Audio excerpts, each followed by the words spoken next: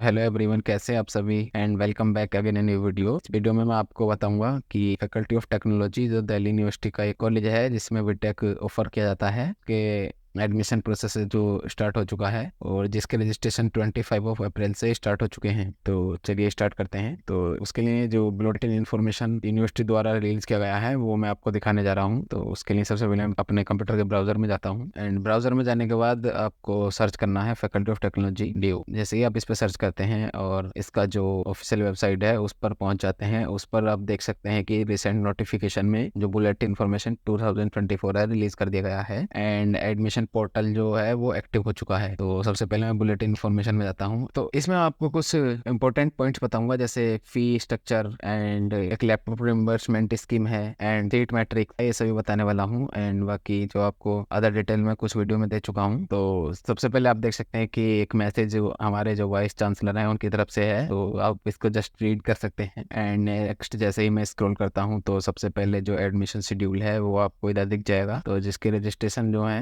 25 अप्रैल से स्टार्ट हो चुके हैं एंड ये वीडियो मैं थोड़ा लेट बना रहा हूँ, सॉरी फॉर दैट, बिकॉज अभी मेरे एग्जाम आने वाले हैं तो मैं उसकी प्रिपरेशन कर रहा था। एंड जो रजिस्ट्रेशन क्लोज डेट है वो 25 मई है, तो लगभग 1 मंथ के बीच रजिस्ट्रेशन होने वाले हैं। तो यदि आप इस कॉलेज में इंटरेस्टेड हैं तो आप जाकर रजिस्ट्रेशन कर सकते हैं। एंड अब मैं नीचे स्क्रॉल करता हूँ और डिस्क्लेमर इधर दिया गया है, इसको आप जस्ट रीड कर सकते हैं। और अब मैं थोड़े जो इम्पोर्टेंट पॉइंट्स हैं उन्हें आपको थोड़ा रीड करके यानी उनको एक्सप्लेन कर देता हूँ। जैसे आपके कुछ डाउट होंगे फीस से रिलेटेड एंड हॉस्टल से रिलेटेड, तो उसमें थोड़ा मैं बता दूंगा। तो सबसे पहले है मिनिमम एलिजिबिलिटी। तो मिनिमम एलिजिबिलिटी तो इसमें सबसे पहले है कि क्लास 12th आपको पास होना चाहिए और पीसीएम में मिनिमम 60% एंड उससे अब कितने भी हो सकते हैं, यानी मिनिमम 60% मार्क्स आपके होने चाहिए। एंड उसके बाद जनरल इन्फॉर्मेशन में आप देख सकते हैं कि इसमें अभी भी इस ईयर भी 3 ही ब्रांचेस में जो बीटेक ऑफर किया जाएगा, जिसमें आपको दिख रहा है BTech in computer science and BTech in electronic and communication engineering and BTech in electrical engineering. जो लास्ट ईयर भी यही ब्रांच थी और सेम ही इस ईयर रहेगा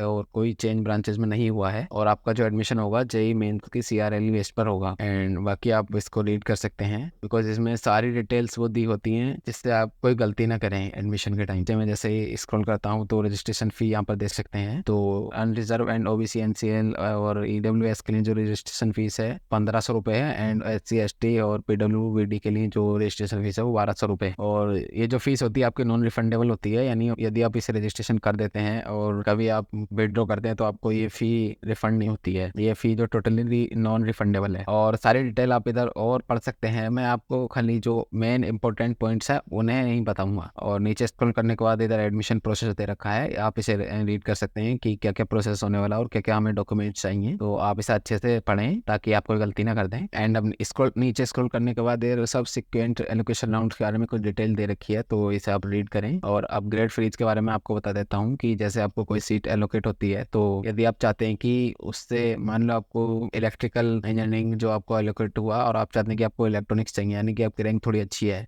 तो आप उसको अपग्रेड कर सकते हैं। अदरवाइज यदि आपको लगता है कि मैं आपको आपके डिजायरेबल ब्रांच जो एलोकेट हो गई है तो आप उसको फ्रीज कर सकते हैं एंड अपना एडमिशन कंफर्म कर सकते हैं। नीचे आने के बाद कैंसिलेशन जो पॉलिसी है वो इसमें दी गई हैं और विड्रॉल पॉलिसी इसमें दी गई हैं, तो आप इसे अच्छे से रीड करें ताकि कोई गलती ना हो। और मिड एंट्री के बारे में बताता हूँ। मिड एंट्री क्या होती है कि जैसे आप स्टार्टिंग में रजिस्ट्रेशन नहीं कर पाते हैं या फिर किसी कारणवश आप रह जाते हैं तो एक मिड एंट्री होती है। मिड एंट्री में क्या होता है कि आप वहाँ से रजिस्ट्रेशन करके उसमें एंटर कर सकते हैं। यदि आपकी रैंक अच्छी होगी तो आपको सीट मिल जाएगी। एंड जो उसकी फीस होती है 2500 रुपये होती है, जो जनरली जो फी है उससे थोड़ी ज़्यादा है और ये सभी कैटेगरी के लिए सेम है। और मेन राउंड के बाद एक स्पोर्ट राउंड भी होते हैं, तो उसमें भी आप देख सकते हैं कि जो स्पोर्ट राउंड होते हैं वो उनके लिए होते हैं जो सीट वैकेंट रह जाती हैं उन्हें फिल करने के लिए स्पोर्ट राउंड जो किए जाते हैं। ओके, सो अब आप नीचे स्क्रॉल करने के बाद मैं इधर आया एडमिशन ऑन सुपर न्यूमरी कोटाज, यानी कुछ जो कैटेगरीज हैं जिनके लिए सीट रिजर्व हैं, जैसे पीडब्ल्यूबीडी और देख सकते हैं जैसे आप कश्मीरी माइग्रेंट्स हैं और सिंगल गर्ल चाइल्ड के लिए भी इधर सीट रिजर्व हैं। एंड यूओडी वार्ड कोटा भी है, यानी यूओडी वार्ड कोटा मतलब यदि आपका कोई पेरेंट्स हैं और वो नॉन टीचिंग है टीचिंग स्टाफ जो दिल्ली यूनिवर्सिटी उसमें है। एंड ऑर्फन कोटा भी इसमें है एंड ऑर्फन कोटा की आप देख सकते हैं कि एडमिशन फी